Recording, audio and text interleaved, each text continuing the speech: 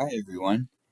Now we are in Module 11, but Chapter 22, and we're going to look at one-way analysis of variance. Now, you might have heard of this term ANOVA, A-N-O-V-A, that's analysis of variance.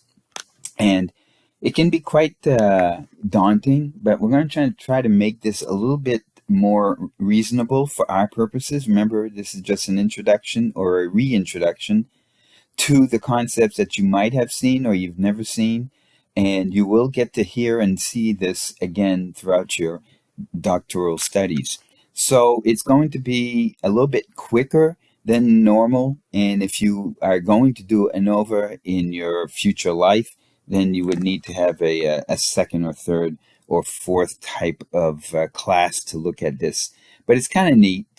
We've been looking at still making inferences from samples to population, but we've been looking at some samples that just a couple of samples. But what if you have a lot of samples to look at, and how can you see if there's a variance? And variance is another thing. Variance is written as sigma squared. I didn't even write it down here because sigma squared is the variance. It's the sum of the squares of all of the variances. You just take the differences from the mean, and then you add them up and square them. When you take the square root, you get the standard deviation. So it's a little bit of a theory thing there. But when we talk about variance, we're really talking about the squares of the differences. So it would be sigma squared. But we'll now compare means from several groups and among the groups. So in between the groups and then the groups, comparing the groups themselves. So the test will tell us only if there's a variance. So we'll need the further test to see exactly where the variance is, if it's in the group itself or amongst the group. Okay, it'll be a little clearer when I show it on Excel. So the analysis of variance F-tests. So basically what you're doing, and it's something called an F-test. The F-test will be involved. And we want to test the hypothesis that there are no differences among the means for the population. So remember, the means and population was mu. So I have here the null hypothesis that mu1 equals mu2 equals mu3 equals mu4 equals mu up to the last one. So it doesn't matter how many.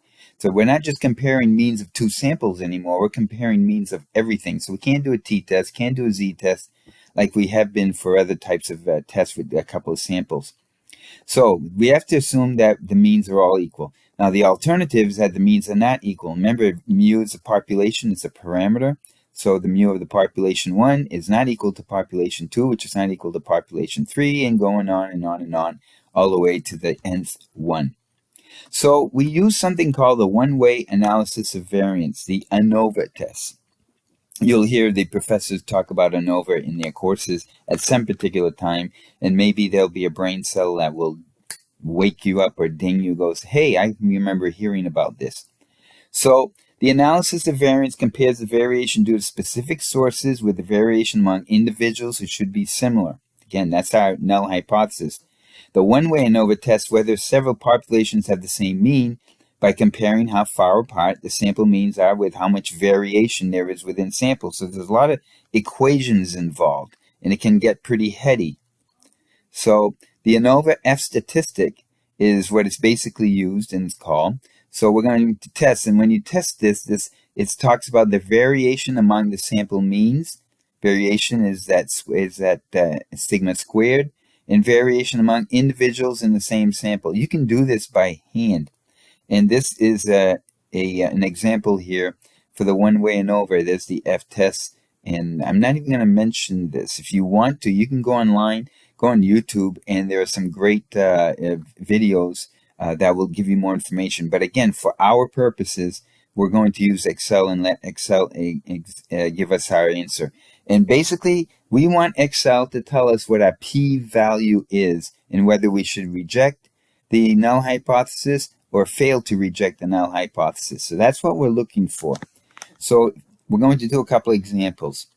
So the first one is that we have 4 brands of flashlight batteries, and they are compared testing each brand in 5 flashlights. There are 20 flashlights randomly selected and divided into 4 groups, and for the flashlights. Then each group of flashlights uses a different kind of battery. The lifetimes of the batteries are to the nearest hour, so we can see that there.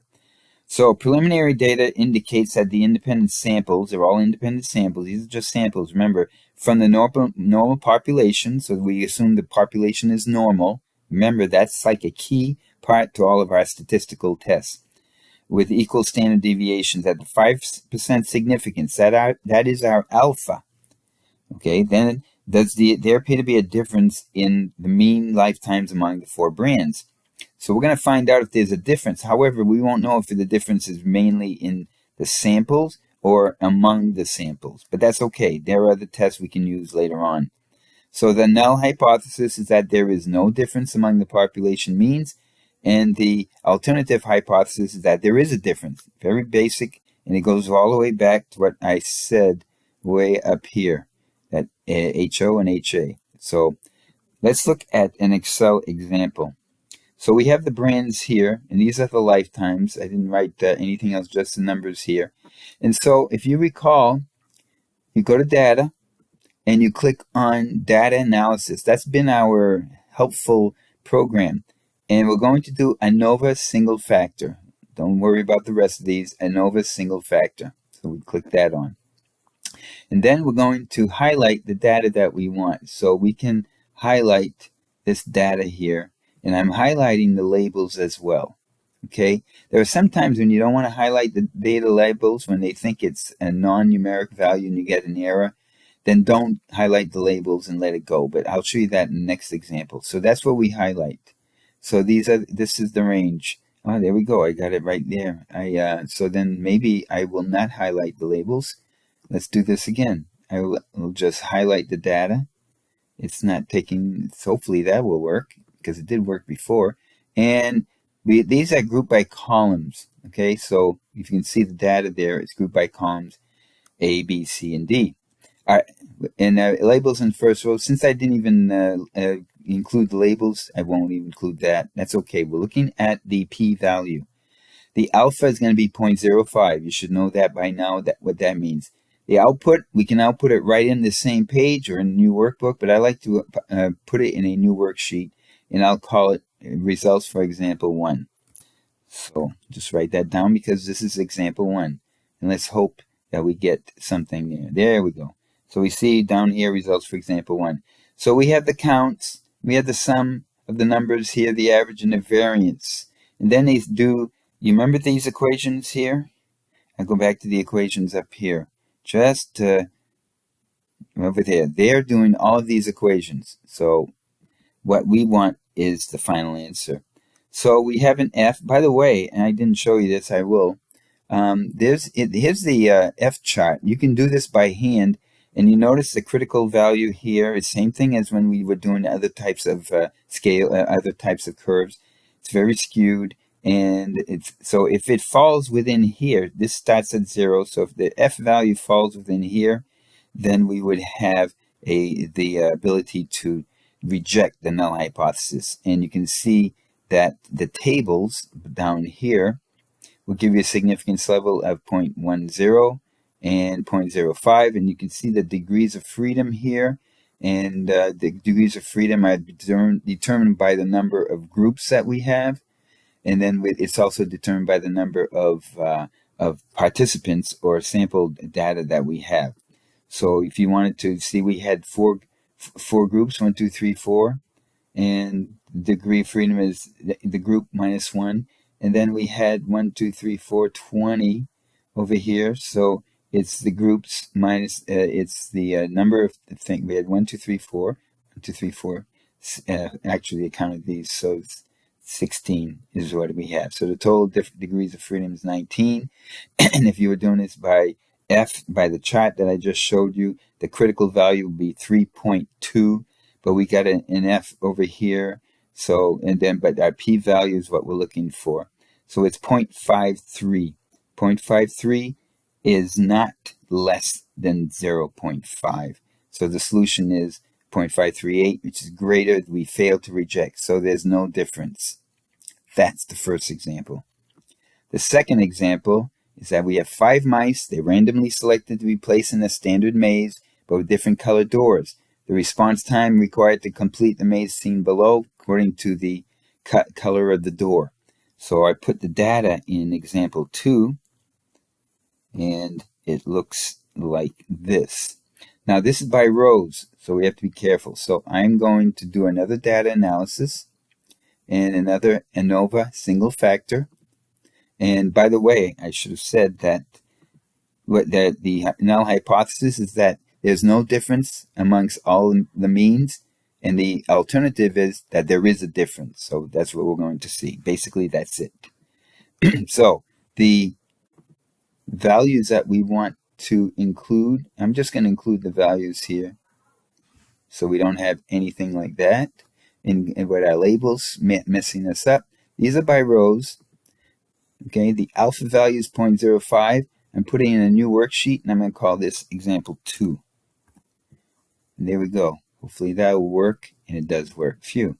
All right, so you can see we have all of these counts and everything like that. Again, if you want, you can go on YouTube. There's some great ones that I even use sometimes just to review my articulation, and they'll tell you all of these things here and compared to those formulas that I talked about. But here's the key: p-value is 0.00015. Therefore, our p-value is much smaller than, I rounded it off here, which is less than 0.05. Thus, we reject the null hypothesis and accept the alternative in the alternative hypothesis that there is a difference among the population means and that the effect is due to door color.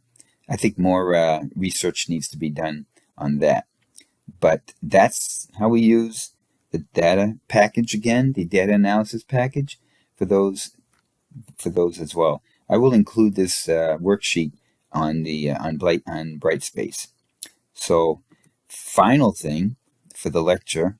Again, I told you we wanted to make this as summarized as much as possible. We have just one bullet. So, one-way analysis of variance is called ANOVA, and it compares the means of several populations. The ANOVA F test, which is what we did, tests the null hypothesis that all the populations have the same mean. If the F test shows significant differences, then we examine the data to see where the differences lie and whether they are large enough to be important. So they tell you there's a difference, but we need to do further analysis. So again, I will just show you one more time that this F table here, and we were using 0.5, so the critical value, it comes from this table, and we either reject or fail to reject our null hypothesis about where the F we get in our analysis, as you can see an F value there, or if you see the F critical was 3.8 and the F was 20, so on the graph that would mean that this F value here was 3.8 and we get a 20, which is way over here, so that means that's why we reject, because it's in our alpha region. That's what we're looking to do in our lecture. Then I decided that I wasn't going to paste and copy and paste problems and so on. So there's a set of excellent problems here on this site that you can look at and you can use on Excel. Use Excel. The big thing for me is look at your p-value and whether you reject or you fail to reject the null hypothesis. That's the assignment. And when you're done, you can send it to Brightspace whenever you want. That's it for this particular lecture. I hope it was informative. I hope that it was summarized well enough for you to see that you don't have to go crazy and start doing these things by hands unless you really want to take some time and do it. You'll get the same results, but Excel will do the magic for you. So take it easy, and I'll talk to you later. Take care.